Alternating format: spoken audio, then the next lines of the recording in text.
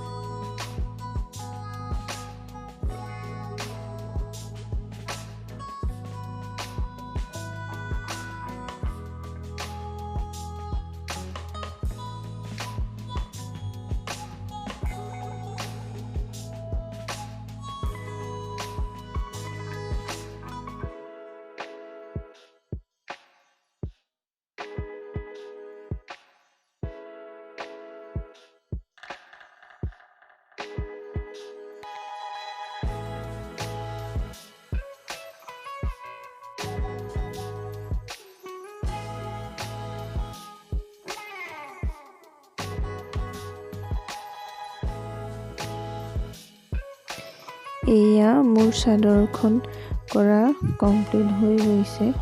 চাদৰখনৰ মাজৰ অংশখিনিত মই এনেদৰেই এপাহ এপাহকৈ ডিজাইন বনাই দিছোঁ।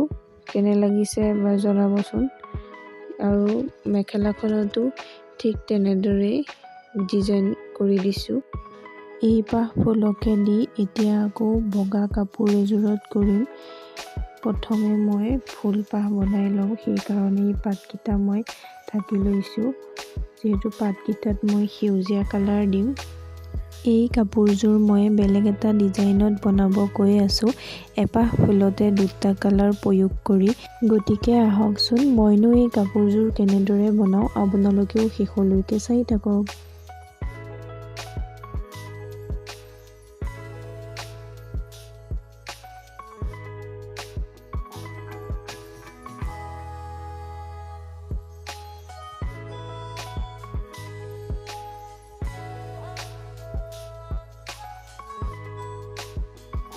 এয়া দেখিছেনে, প্ৰথমে মই গোটেই চাদৰখনলৈ এনেদৰে ফুলকেইপাহ বনাই ল'লোঁ। তাৰ পিছত পাতকেইটা বনাবলৈ হ'লে প্ৰথমে মই ফুলপাহত এনেদৰে টেপটো মাৰি ল'ব লাগিব, তেতিয়াহে মই পাতকেইটা বনাব পাৰিম। সেয়া আপোনালোকে চাই থাককচোন মই কেনেদৰে কৰিছোঁ।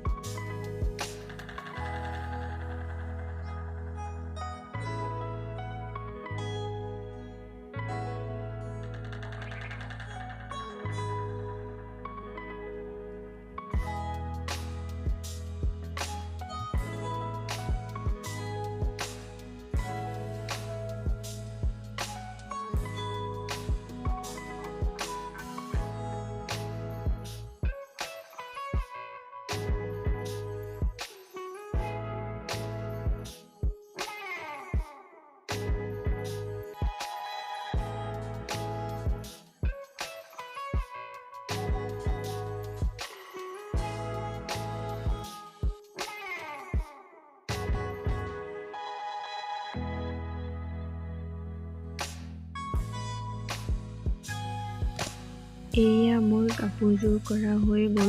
ফুলৰ পাতকেইটা সেউজীয়া কালাৰ দিয়াৰ কাৰণে এটা নতুন এটা ডিজাইন ফুটি উঠিছে কাপোৰযোৰত। আপোনালোকৰ কেনে লাগিছে জনাবচোন। এতিয়া বনাব লৈছোঁ চাদৰখনত দহি। দহি বনাবলৈ মই ৰঙা আৰু সেউজীয়া সূতা ব্যৱহাৰ কৰিছোঁ কাপোৰযোৰৰ ফুলপাহৰ লগত মিলাকে। গোটেই কাপোৰযোৰত দহি বনাই দিয়াৰ পিছত কাপোৰযোৰ দেখিবলৈ কেনে লাগে ভিডিঅ'টি শেষলৈকে চাই থাকক।